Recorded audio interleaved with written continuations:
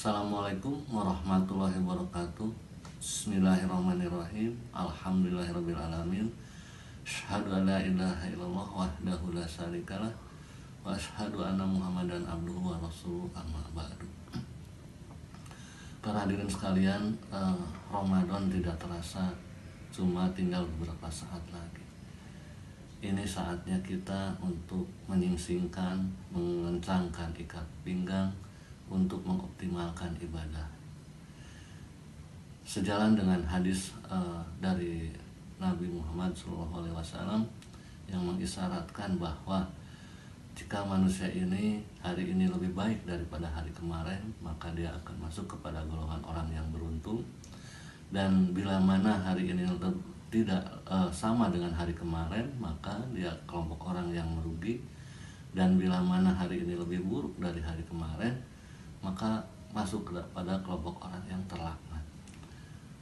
Barangkali di Ramadan kali ini juga sudah sepantasnya kita mencoba mengintrospeksi diri. Apakah Ramadan tahun ini amal ibadah kita ini lebih baik dibandingkan amal ibadah Ramadan tahun lalu, atau justru menurun gitu. Kesempatan 10 hari ke depan masih barangkali kita bisa manfaatkan untuk meningkatkan kembali ibadah kita.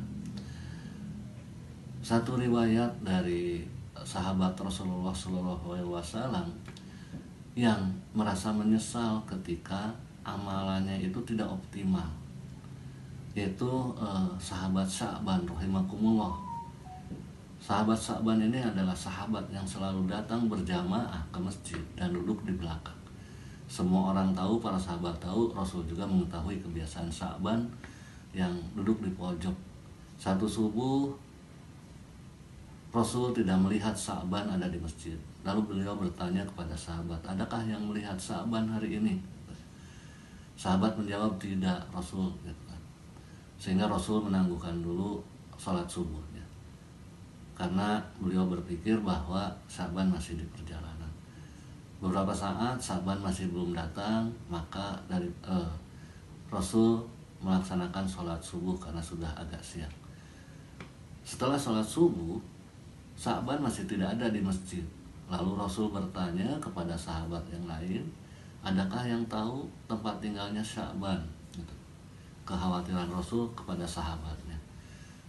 Ada salah seorang sahabat yang menjawab, ya Rasulullah, saya mengetahui di mana Sya'ban tinggal. Maka selepas sholat subuh itu jamaah dan Rasul berangkat menuju rumah Sya'ban. Ternyata tidak dekat. Dalam riwayat itu disampaikan Rasul dan para sahabatnya datang hampir menjelang sholat duha.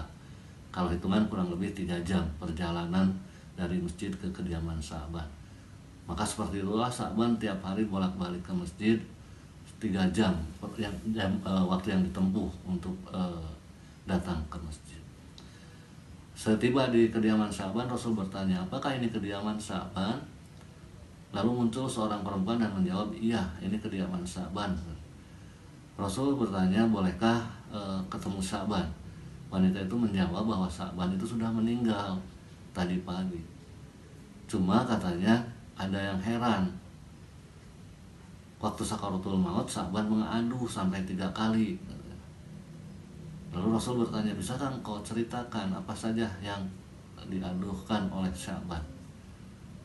Sampai Rasul menyampaikan bahwa manakala manusia itu sakaratul maut, akan dibukakan penglihatan dunia ke penglihatan akhiratnya.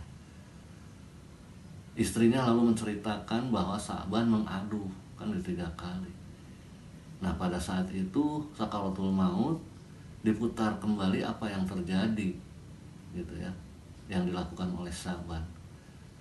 Satu saat ketika dingin, musim dingin, Sya'ban itu mau ke masjid. Dia kembali lagi ke rumah dan mengambil mantel yang tambahan untuk di luarnya. Dia pikir bahwa mantel di luar itu hanya untuk menutup dingin, jadi tidak lebih bagus dari baju yang di dalamnya.